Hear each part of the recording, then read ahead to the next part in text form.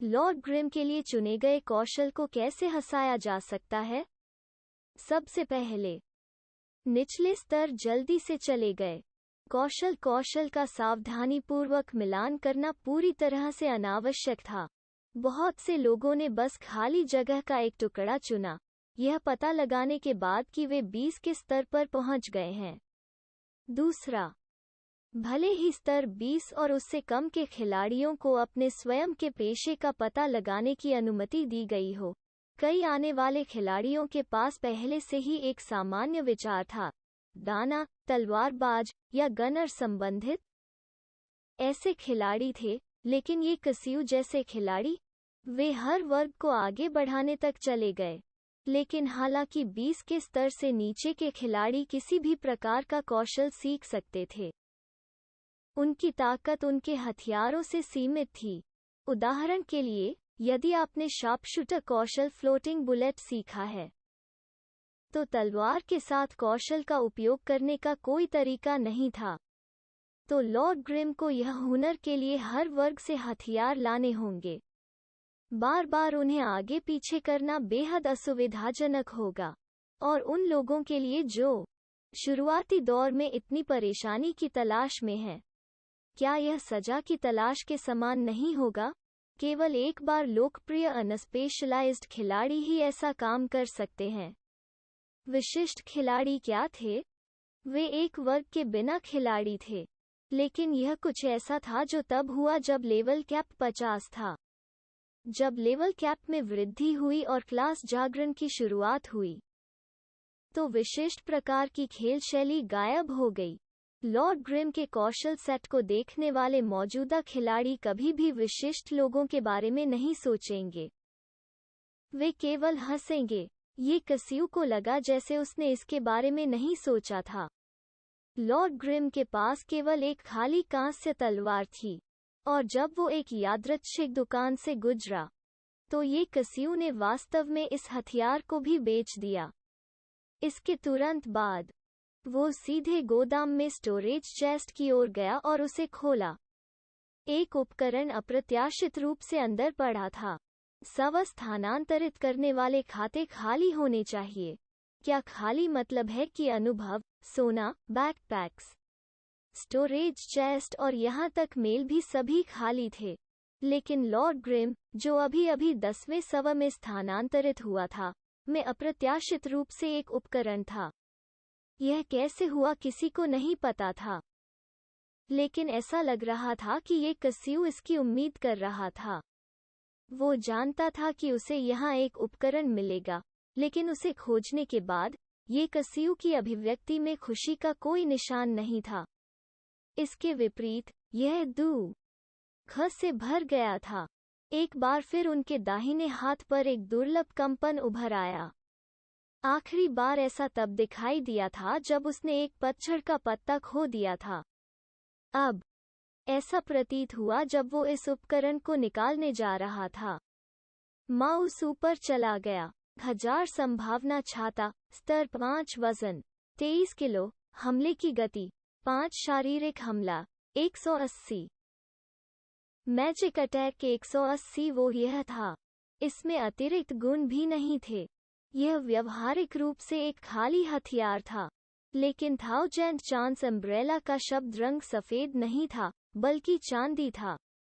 Glory में एक उपकरण के स्तर को शब्दों के रंग से देखा जा सकता है।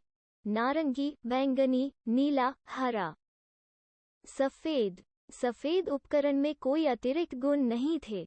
ग्रीन टियर उपकरण खोज पुरस्कारों के माध्यम से दिए गए। नीले उपकरण काल कोठरी में गिर गए। हालांकि कुछ खोज उनके पास भी थीं। वे सबसे मुख्यधारा के उपकरण थे। बैंगनी और नारंगी उपकरणों के लिए वे उच्च अंत वाले सामान थे, चाहे वो चरित्र हो या पैसा। खिलाड़ियों को उन्हें प्राप्त करने के लिए किसी न किसी तरह से उत्कृष्ट होना चाहिए। 1000 चांस अम्ब्रेला का सिल्वर वर्ड कलर इन 5 रंगों से संबंधित नहीं था। अगर चेन गुओ जागती और देखती, तो वो निश्चित रूप से चकित रह जाती। चांदी, वे केवल स्वनिर्मित उपकरणों को दी जाती थीं। स्वनिर्मित उपकरण ग्लोरी की एक बड़ी विशेषता थी। वे खेल में निर्माण कौशल के माध्यम से नहीं, बल्कि एक उपकरण संपादक के माध्यम से बनाए गए थे। उन्हें एंडगेम सामग्री माना जाता था। ग्लोरी में एक लोकप्रिय कहावत थी, स्वनिर्मित उपकरण आवश्यक रूप से शक्तिशाली नहीं थे, लेकिन सभी शक्तिशाली उपकरण स्वनिर्मित थे। स्वनिर्मित उपकरण ऑरेंज एपेक्टीय उपकरण को पार कर सकते हैं। प्रोफेशनल यूनियन में प्रत्येक क्लब ने एक विशेष टीम में निवेश किया जिसने स्वनिर्मित उपकरणों पर शोध किया। Battle God one autumn leaf ने स्वनिर्मित silver battle lance evil annihilation आयोजित किया। यह एक उत्कृष्ट और प्रसिद्ध हथियार और एक तरह का अनूठा हथियार था।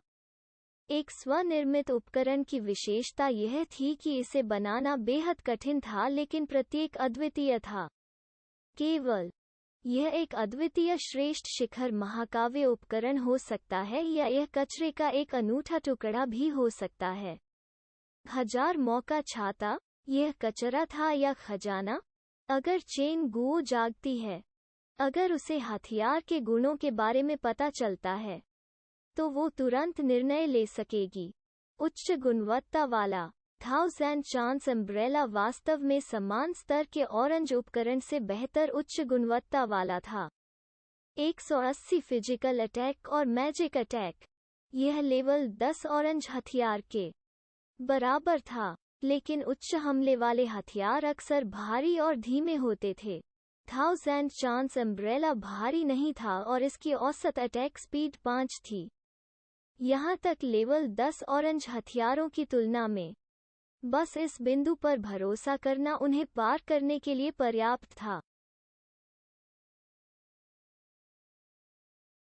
लेकिन कमजोरी भी स्पष्ट थी।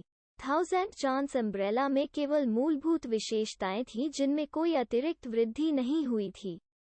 इसके अलावा स्तर 5, यह एक ऐसा स्तर था जिसे एक झटके में पारित कर दिया जाएगा।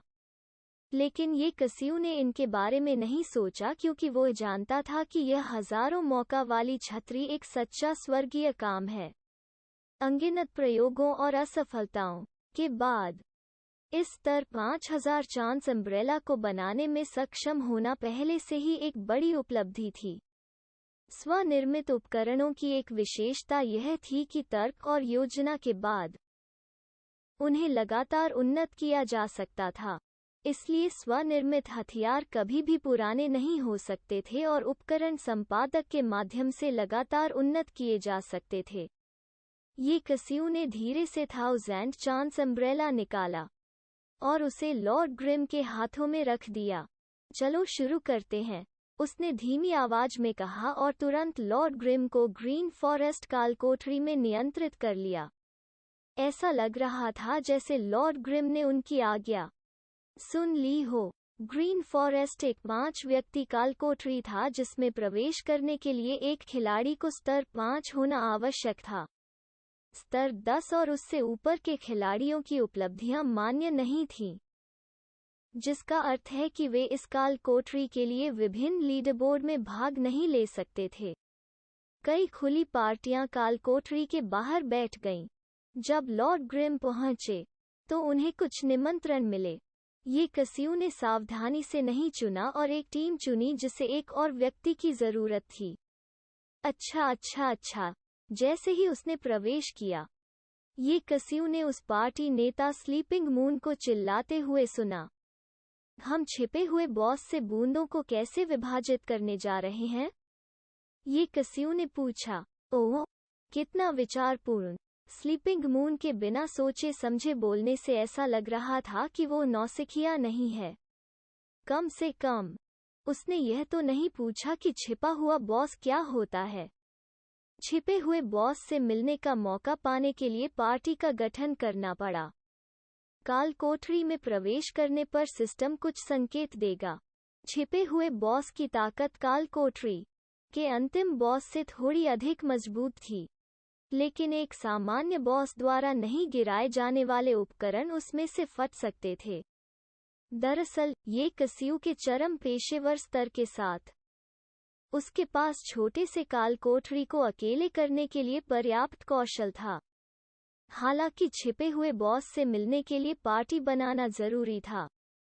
वो यह भी चाहता था कि छिपे हुए बॉस द्वारा सामग्री को गिरा दिया जाए, क्योंकि निश्चित रूप से थाउजेंड चांस अम्ब्रेला को अपग्रेड करने के लिए इसकी आवश्यकता होगी। ये कसियो स्पष्ट रूप से करने की तुलना में थाउजेंड चांस अम्ब्रेला को अपग्रेड करना बहुत कठिन था। उसने फैसला किया कि वो अब शुरू करेगा। ग्रीन फॉरेस्ट जैसे निम्न स्तरीय काल कोठरी में चाहे कितना भी अच्छा उपकरण गिरा दिया गया हो, यह जल्द ही मर जाएगा, इसलिए इसका कोई मूल्य नहीं था। अनुभव के अलावा छिपे हुए बॉस से गिराई गई सामग्री ने खिलाड़ियों को आकर्षित किया। ये सामग्री कभी भी पुरानी नहीं होगी। पुराने सर्वरों में भी बहुत से लोग थे जो इन सामग्रियों के लिए ग्रीन फॉरेस्ट में प्रवेश करते थे। स्लीपिंग मून को स्पष्ट रूप से इसके बारे में पता था, इसलिए उसने जल्दी से वितरण प्रस्ताव की घोषणा की। उस खिलौने द्वारा गिराई गई हर चीज पैसे के लायक है, इसलिए जो कुछ भी गिरा दिया गया है उसका फैसला पासा पलटने से होगा। ठीक, वो केवल यही कह सकता था। वो उन सभी को अपने लिए कैसे ले सकता था? यह एक जंगली पार्टी थी, का कोई आधार नहीं था। अच्छा, अब जब हम सब तैयार हैं, तो चलें, सोए हुए चांद ने कहा। सबका जवाब पाकर वो अंदर गया। ये कसियो चेन गुओ से बात कर रहा था, इसलिए उसने हेडफोन नहीं लगाया था। अब उसने उन्हें बाहर निकाला और उन्हें पहना दिया। जैसे ही वो काल कोठरी में दाखिल हुआ, उसने एक दहाड़ सुनी, डी एमिन। क्या किस्मत है, पहले से ही एक छिपा हुआ बॉस।